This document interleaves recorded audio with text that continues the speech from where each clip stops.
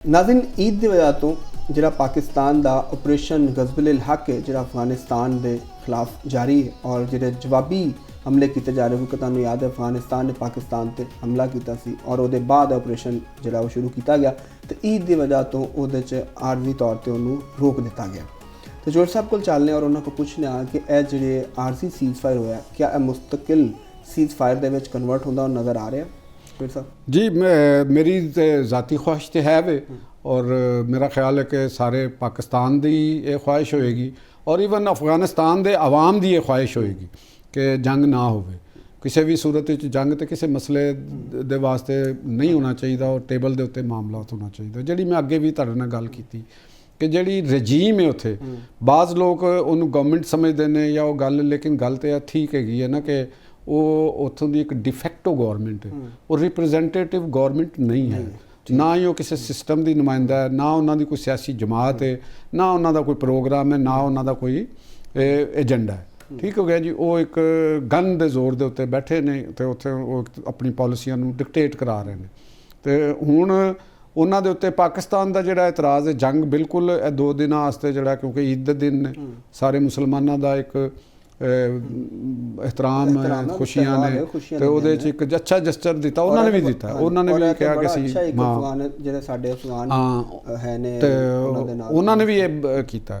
तो देखो गल पता की है कि अफगानिस्तान की जिहड़ी अगर असी पॉपूलेशन कहने तो उत्थों की जिहड़ी आवाम हैगी है वो साडे तो जुदा नहीं है। ठीक हो गया जी वो साडे उत्थे साडे एथनिक रिलेशनशिप ने तो बल्कि जिहड़े असी जिहड़ा मैं खुद जिस ट्राइब नाल या जिस नेशन दे नाल मेरा ताल्लुक है वो लोग जिहड़े ने वो अफगानिस्तान दे विच भी मौजूद ने नूरस्तान सूबे दे अंदर भी और वादी पंजशेर दे अंदर भी चित्राल दे नाल जिहड़े एरियाज़ ने उन्हां दे अंदर भी वखान दे अंदर भी।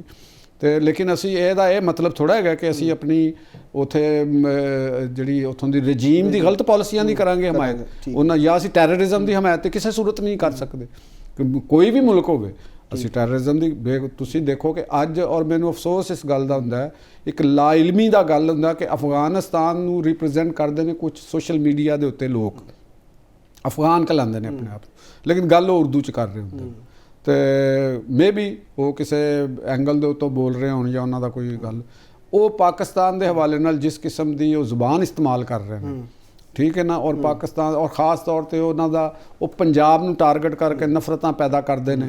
अफगानिस्तान की जिहड़ी रजीम जिन्नियां भी उत्थे रजीम रही सरदार दाऊद तो लैके उन्होंने पाकिस्तान के अंदर फितना और फसाद नूं पैदा करने वास्ते एथनिसिटी नूं यूज़ किया लर और बर पख्तून का नारा लाया।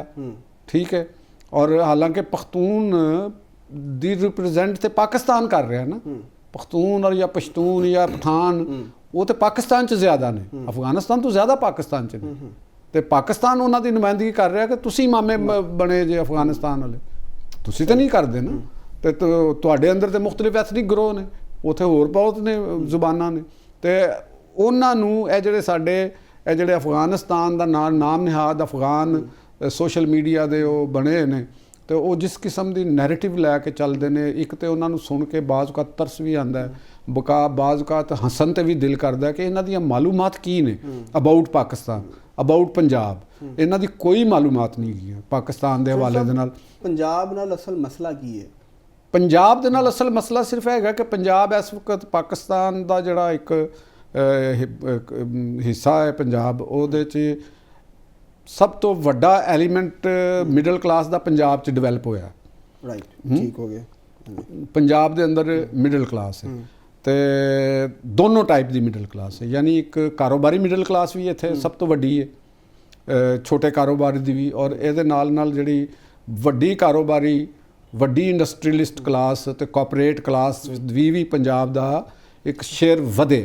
ठीक है हुण मैं पंजाब की गल कर रहा लेकिन ये अंदर पंजाब पूरे पाकिस्तान की एथनिसिटी पंजाब के अंदर आके कारोबार कर रही ने तो पंजाब की मिडल क्लास का हिस्सा ने एक पंजाब की प्रोफैशनल क्लास ਵੀ ਵਧੀ, ਯਾਨੀ ਡਾਕਟਰਸ, ਇੰਜੀਨੀਅਰ, ਆਰਕੀਟੈਕਟ, ਵਕਲਾ, ਇਹ ਜਿਹੜੀਆਂ ਪ੍ਰੋਫੈਸ਼ਨਲ ਕਲਾਸਾਂ ਤੇ ਇਹਦਾ ਸਾਈਜ਼ ਵਧਿਆ ਬਿਲਕੁਲ। ਔਰ ਉਹਦੇ ਨਾਲ ਜਿਹੜੇ ਦੂਜੇ ਸੂਬਿਆਂ ਤੋਂ ਇੱਥੇ ਆ ਕੇ ਲੋਕਾਂ ਨੇ ਤਰੱਕੀ ਕੀਤੀ ਹੈ ਔਰ ਪੰਜਾਬ ਨੇ ਉਹਨਾਂ ਨੂੰ ਉਹ ਵੀ ਇਹਦੇ 'ਚ ਸ਼ਾਮਲ ਨੇ, ਉਹ ਪੰਜਾਬ ਦੇ ਨਾਲ ਨੇ, ਉਹ ਪੰਜਾਬ ਨੂੰ ਹੀ ਰਿਪਰੈਜ਼ੈਂਟ ਕਰ ਲੈ ਬਲਕਿ ਪਾਕਿਸਤਾਨ ਨੂੰ ਰਿਪਰੈਜ਼ੈਂਟ ਕਰ ਰਹੇ ਨੇ। ਤੇ ਦੂਸਰੀ ਵੱਡੀ ਕਲਾਸ ਮਿਡਲ ਕਲਾਸ ਸੀਗੀ ਕਰਾਚੀ ਦੇ ਅੰਦਰ। ਕਰਾਚੀ ਦੀ ਮਿਡਲ ਕਲਾਸ ਨੂੰ ਲਿਸਾਨੀਅਤ ਦੇ ਵਿੱਚ ਪਾ ਕੇ ਤੇ ਉਹਨਾਂ ਦਾ ਡਾਇਰੈਕਸ਼ਨ ਨੂੰ ਚੇਂਜ ਕਰਨ ਦੀ ਕੋਸ਼ਿਸ਼ ਕੀਤੀ ਗਈ।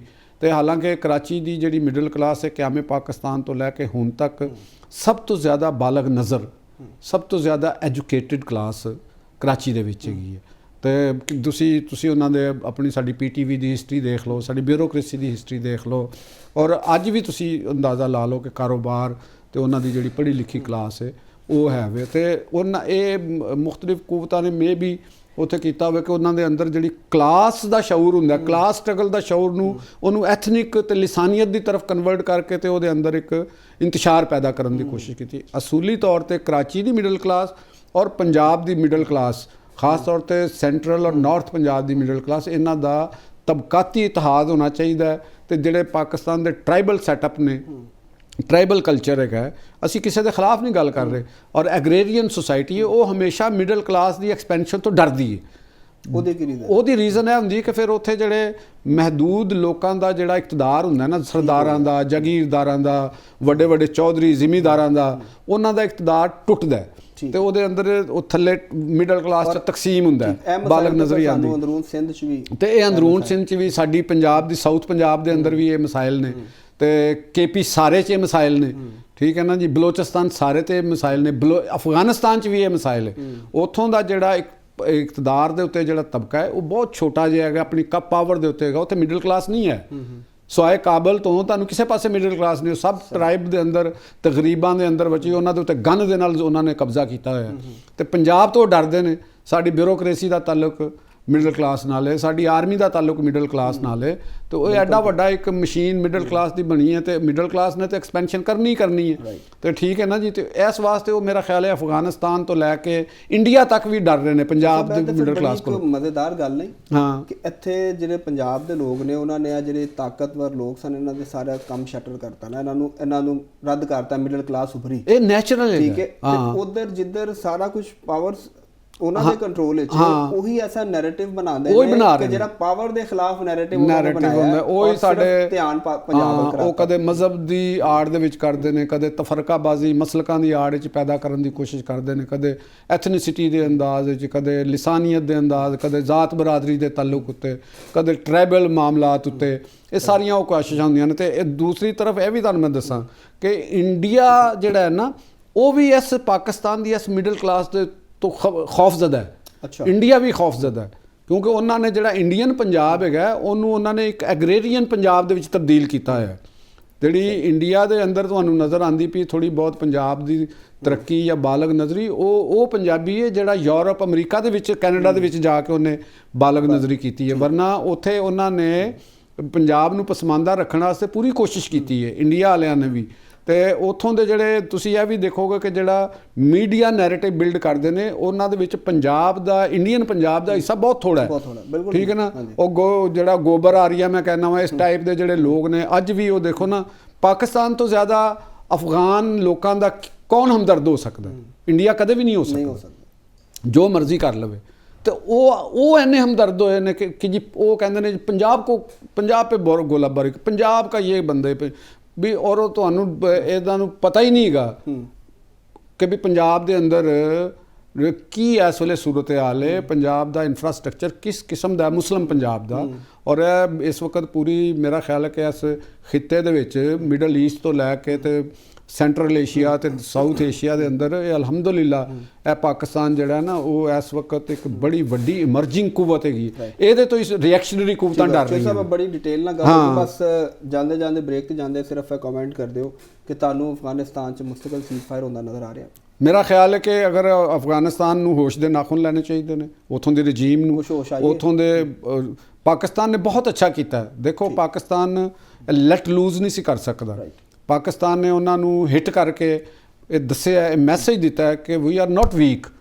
ਸਾਡੇ ਸਬਰ ਦਾ ਤੁਸੀਂ ਅਗਰ ਨਜਾਇਜ਼ ਫਾਇਦਾ ਚੁੱਕੋਗੇ ਅਸੀਂ ਤੁਹਾਨੂੰ ਮਾਰਾਂਗੇ। ਔਰ ਮਾਰ ਬਹਰਹਾਲ ਇੱਕ ਹੈਂਡਲਿੰਗ ਦਾ ਇੱਕ ਤਰੀਕਾ ਜ਼ਰੂਰ ਹੈਗਾ ਜਿਹੜਾ ਨਲਾਇਕ ਸਟੂਡੈਂਟ ਹੋਵੇ ਔਰ ਫਿਰ ਉਤੋਂ ਬਦਤਮੀਜ਼ੀ ਵੀ ਕਰਦਾ ਹੋਵੇ ਔਰ ਬਦਮਾਸ਼ੀ ਵੀ, ਤੁਸੀਂ ਅੰਗਰੇਜ਼ੀ ਫਿਲਮਾਂ ਵੀ ਵੇਖ ਲਓ, ਬਾਸ ਟੀਚਰਾਂ ਨੇ ਫਿਰ ਇਹੋ ਜਿਹੇ ਸਟੂਡੈਂਟਸ ਨੂੰ ਕਿਸ ਤਰੀਕੇ ਦੇ ਨਾਲ ਸਿੱਧਾ punish ਕੀਤਾ ਕਰ ਦੇਣਾ, ਬਿਲਕੁਲ। ਤੇ ਇਹ ਵੀ ਸਟੂਡੈਂਟ ਆਪਣੇ ਆਪ ਨੂੰ ਕਹਿੰਦੇ ਤਾਲਿਬਾਨ, ਤੇ ਇਹਨਾਂ ਦਾ ਫਿਰ ਇਲਾਜ ਤੇ ਫਿਰ ਇਸੇ ਤਰੀਕੇ ਦੇ ਨਾਲ ਹੀ ਹੋਣਾ ਚਾਹੀਦਾ ਹੈ ਨਾ। ਔਰ ਫਿਰ ਉਹ ਉੱਥੋਂ ਦੇ ਆਵਾਮ ਨੂੰ ਹੱਕ ਦੇਣ, ਪੂਰੇ ਲੋਕਾਂ ਨੂੰ ਉੱਥੇ ਇੰਤਖਾਬ ਕਰਾਉਣ, ਕਿਉਂ ਮਾਮੇ ਬਣ ਕੇ ਬੈਠੇ ਨੇ। ਠੀਕ ਹੋ ਗਿਆ। ਨਹੀਂ ਤੁਹਾਨੂੰ ਮਸ਼ਰੂਤ ਨਜ਼ਰ ਆ ਰਿਹਾ ਤਾਲਿਬਾਨ ਦੇ ਠੀਕ ਹੋਣ ਨਹੀਂ, ਮੈਨੂੰ ਨਹੀਂ ਲੱਗਦਾ ਕਿ ਪੂਰੇ ਤਰ੍ਹਾਂ ਠੀਕ ਹੋਣਗੇ, ਡਰਦੇ ਠੀਕ ਹੋ ਸਕਦੇ ਨੇ, ਲੇਕਿਨ ਇਹਨਾਂ ਨੂੰ ਪਾਕਿਸਤਾਨ ਨੂੰ ਇੱਕ ਅਗਰੈਸਿਵ ਪਾਲਿਸੀ ਬਰਕਰਾਰ ਰੱਖਣੀ ਚਾਹੀਦੀ। ਰਾਈਟ।